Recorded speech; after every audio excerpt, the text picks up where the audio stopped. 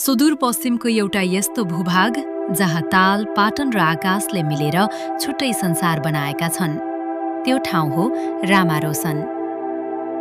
सुदूरपश्चिमको अछाम जिल्लामा रहेको रामारोसन करिब 2500 मिटर उचाइमा फैलिएको सुन्दर क्षेत्र हो।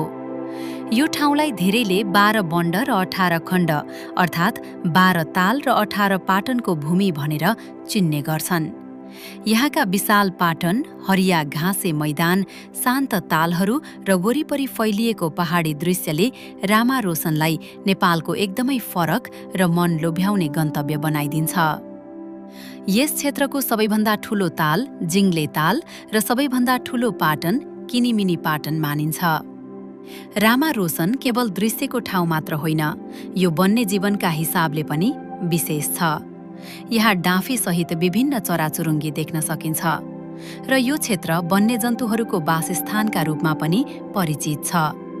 यहाँ मृग, जङ्गली बँदेल, ब्वाँसो र कहिलेकाहीँ बाघ समेत देखिन सक्ने बताइन्छ। रामारोसन हेर्दा लाग्छ नेपालको सुन्दरता केवल चर्चित ठाउँहरूमा मात्र होइन, यस्ता शान्त र कम बोलिएका भूभागहरूमा पनि गहिरिएर बसेको छ। यस्तै नेपालका सुन्दर कथाहरूका लागि पृथ्वी स्टोरिज सँगै रहनुहोस् र सब्स्क्राइब र फलो गर्न नभुल्नुहोला।